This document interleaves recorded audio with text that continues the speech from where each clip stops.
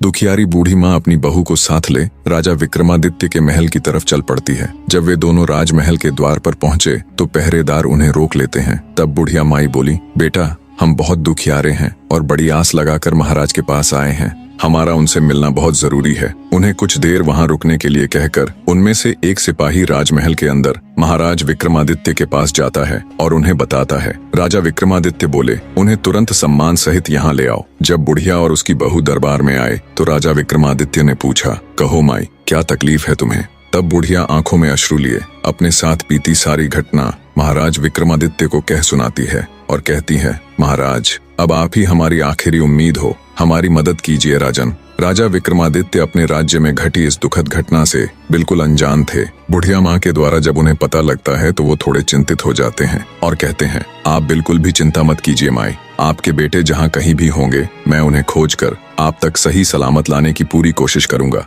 राजा विक्रमादित्य का आश्वासन मिलने पर बुढ़िया माँ और उसकी बहू को कुछ राहत मिलती है। राजा विक्रमादित्य बोले, माई आप अपने घर लौट जाएं, भगवान ने चाहा तो जल्दी ही आपके दोनों बेटे आकर आपसे मिलेंगे।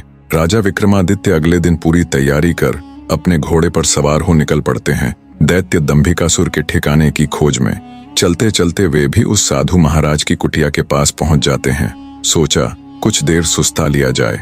घोड़े से उतरकर जब राजा विक्रमादित्य कुटिया के अंदर जाते हैं तो उन्हें देखते ही महात्मा जी प्रसन्न हो जाते हैं और कहते हैं, आओ विक्रमादित्य, बहुत समय से तुम्हारा ही इंतजार था। साधु महाराज की बात सुन विक्रमादित्य चौंक जाते हैं। असमंजस में वे साधु बाबा के पास गए और उनके चरण छूकर उन्हें प्रणाम करते हुए बोले, हे साधु महाराज, अभी आपने कहा कि आपको मेरा ही इंतजार था, मैं उस बात को समझ नहीं पाया, कृपया मुझे और बताएं। तब महात्मा जी ने राजा विक्रमादित्य को शुरू से लेकर अब तक का सारा वृतांत कह सुनाया और बोले, बेटा विक्रमादित्य, मैं एक लंबे अरसे से तुम्हारी ही प्रतीक्षा कर रहा था, क्योंकि तुम ही हो जो उस दुष्ट के सभी प्रश्नों के उत्तर देने के साथ साथ उसे मल युद्ध में भी हराने की क्षमता रखते हो। बेटा उस दुष्ट दानव के कारण पता नहीं कितने ही घरों को ताला लग गया।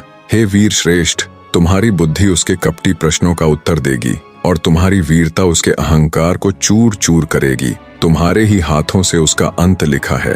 हे वीर सम्राट, अब तुम बिना देरी किए उस दुष्ट के पास जाओ और अंत कर दो उस नीच दानव का। महात्मा जी के वचन सुनकर राजा विक्रमादित्य के नेत्रों में क्रोधाग्नि प्रज्वलित हो उठी।